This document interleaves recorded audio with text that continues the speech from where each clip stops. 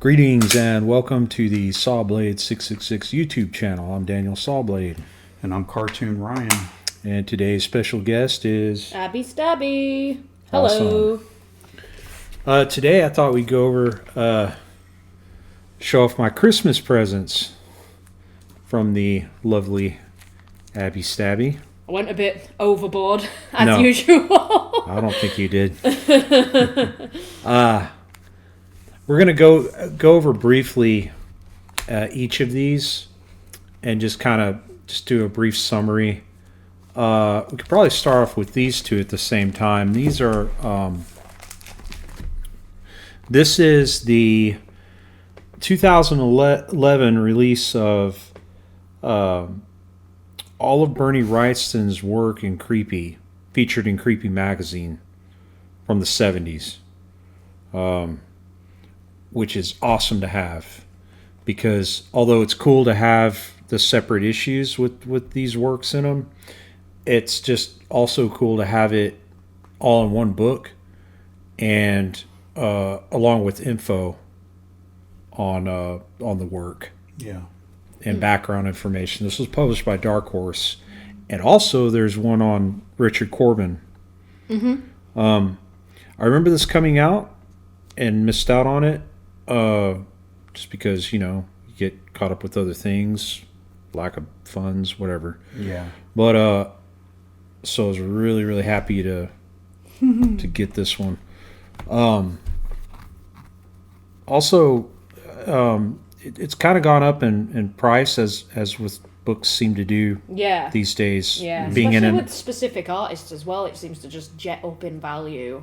Yeah, it goes out of print, and or the publisher decides, like, well, this made its money back, or there's not a demand, whatever the case may be. That affects the price. Yeah, every time I post a link to these books, if they're available, they're very expensive most of the time. Right. So yeah, really cool book. It, like I said, and also too, as we can see, minus the natural patina of or aged look of the newsprint, it's a very faithful reproduction. Very crisp, clear. The pages aren't ridiculously glossy. They just do a really nice job. Really one to try and find. You can find deals on this if you look around. I mean, that's what happened in my case. Right. Yeah, I think it usually goes for anywhere from 70 to 100, give or take, and I managed to get it for just under £40. Right. UK. Nice. Right. So really, really cool piece to have for the library, and we're all huge Bernie Wrightson fans on this channel. So he's gonna be big on this channel. And again, we're gonna cover this more in depth later on another review. So that's what this is about. It's to show what we'll be doing in the future. Now, with that is these guys here. It's interesting they spelt his name with just an I only. Yeah, he went through a phase in his career, didn't he? Okay. Sometimes it's an I, sometimes it's an E. E Now, a way to get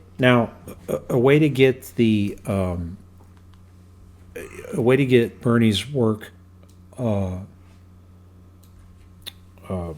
separate from the Creepies, if you don't want to track down those issues, which I say do it anyway. The rest of the art in those magazines is usually really good, along with the stories. Yeah. I'm just a Creepy magazine fan, so I don't mind. But this is cool too, because this was done in the mid '80s by a company called Pacific Comics. They published Rocketeer briefly and some other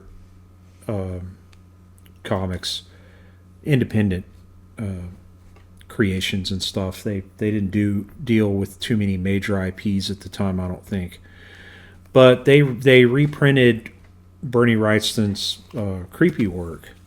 I think there might be some other stuff in here though. Yeah, there's a mix there. I know there's one more issue in this run that we need to get to make it a full set, but it's got a pretty comprehensive collection in there, I'd say. And these are fairly affordable and easy to find, right? Yeah, I mean, I know I got 3 of them together from a bundle from like an antiques place in the UK that I just ordered through on eBay, but I got the 4th one individually. It's just the 5th one I need to get now. But it's interesting having those alongside, say, the book you've just talked about, because you can see like the color print version of it against just the line work. And I have to add to that, they were colored later because now there's a couple there's one from Eerie magazine too, I think, if I'm not mistaken. Mm-hmm.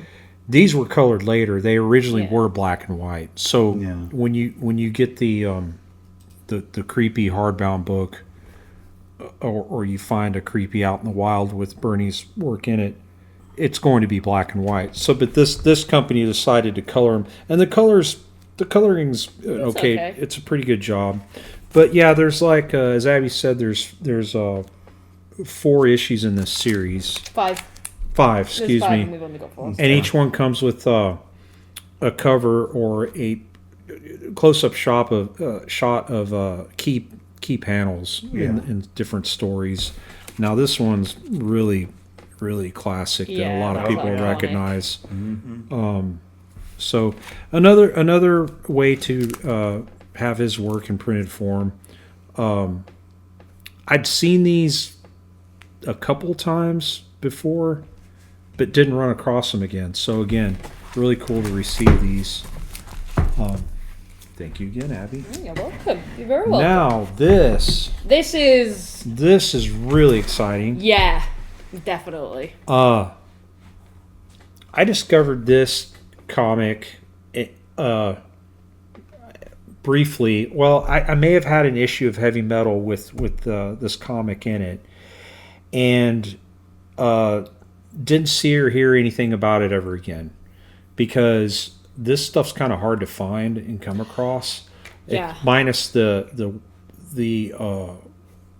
issues of Heavy Metal that have this work in it.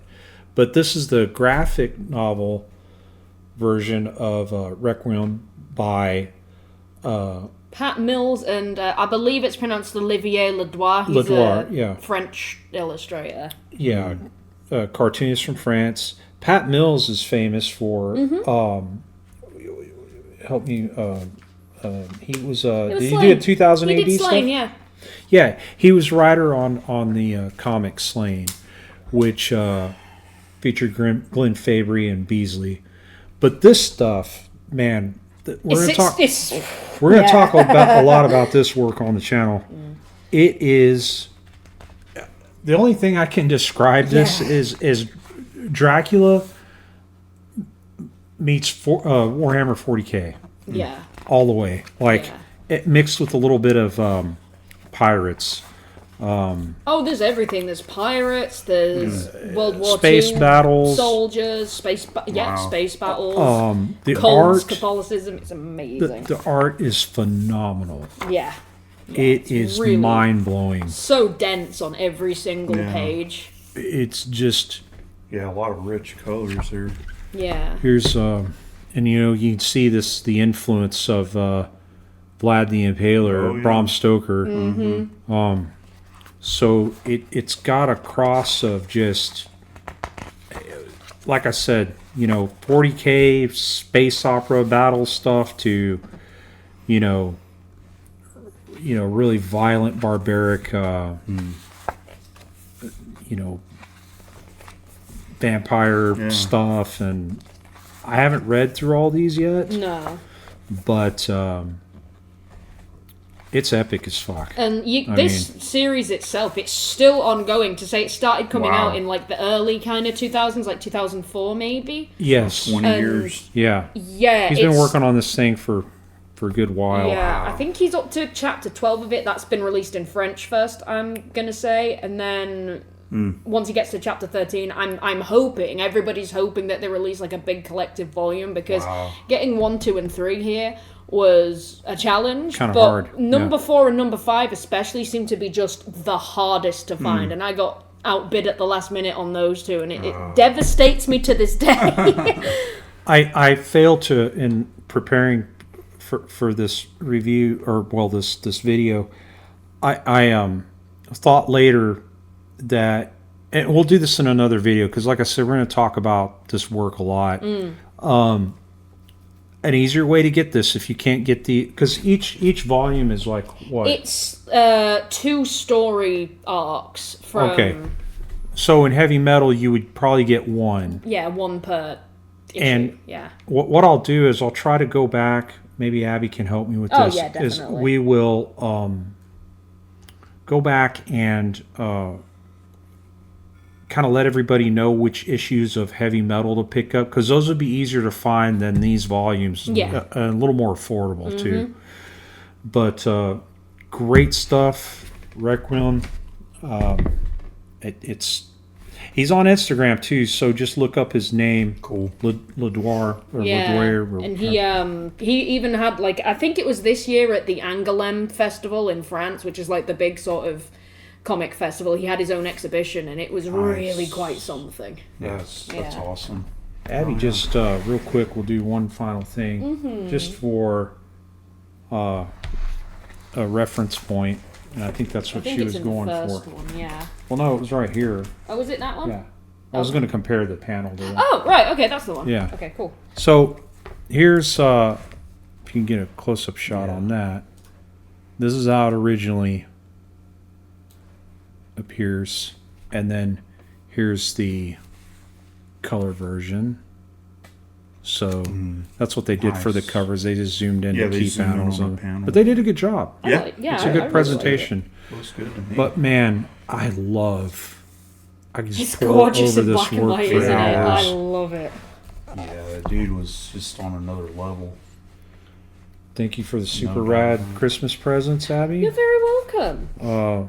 I look forward to going more in depth on all of these for you guys. And we got a bunch of cool stuff lined up for 2025. Absolutely. And if you like the video and like what we do here at the channel, please like and subscribe. Check out our social media stuff.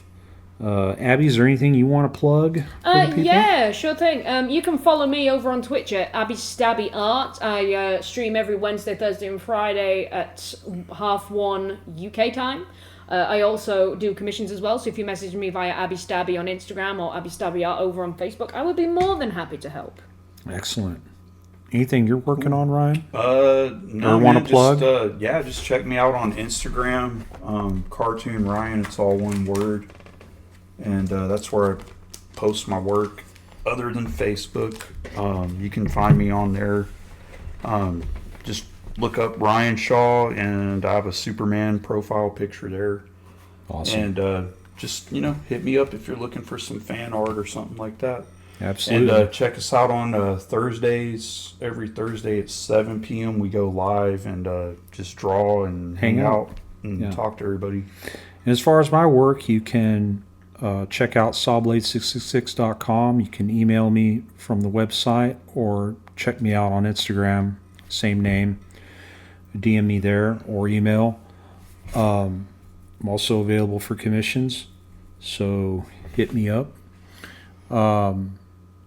Yeah, I guess that's about it. All right. Well, see you guys on the next one. Yeah, we'll check you guys out later. Thanks. Bye. Bye.